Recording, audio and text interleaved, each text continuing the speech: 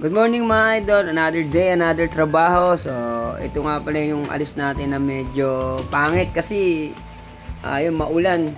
Tutusin lang mga idol, ayoko talaga nagkakapote kasi medyo mainit sa katawan. So, bali yun, papunta tayo ng SM Dasma. No choice tayo, kung di tayo magkakapote, mababasa naman tayo. So, isa sa mga nakakairita kasi pag nakapote, yung bibiyahe ka ng maulan, tapos pagdating mo sa isang lugar, napakainit. Parang nangyari sa akin kanina, kaya medyo olats. Yung nakakapote ka na, pero hindi naman nagtuloy-tuloy yung ulan. So dito nga mga idol, papansin nyo dyan, nagdadasal na ako kasi babayain na naman tayo sa maghapon.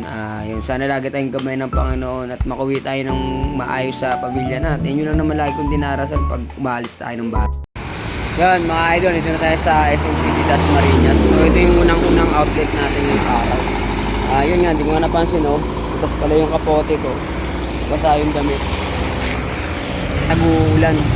Dito nga mga idol, mapapansin nyo, no, sobrang init na. So ito yung isa sa pinakamahirap pagka sa kalsada yung trabaho mo. Lalo na kapag yung ang ulan, tapos maaraw, yung kalati araw, kalati ulan yung mahirap. Mga idol, oh, sobrang init na. Kanina, napakalakas ng ulan.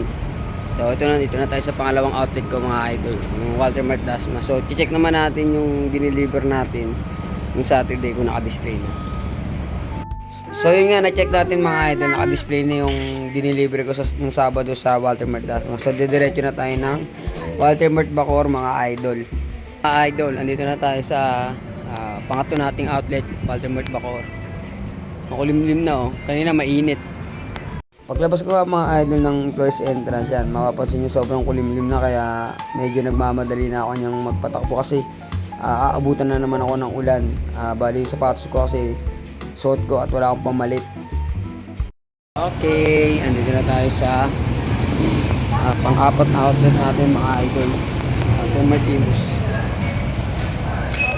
Pagpasok ng idol kanina sa Walter Mart Imus, so napansin ko sa selling ko wala na akong stock nung dalawang item ko. So ang ginawa ko naman din mga idol, nag-SO ako o nag-stock order ako para magkaroon ako ng deliver. So ito pala yung panlima nating outlet, Metro Imus. Wala akong video. Dito mapapansin nyo mga idol, yan pala yung Coliseum ng Dasmariñas. Yun yung munisipyo. Bali diretso tayo ng SM Hypercadiwa. So dati ilog yan eh, ngayon na-develop na talaga. Yan mga idol, dito na tayo sa last outlet natin, SM Hypermarket Cadiwa.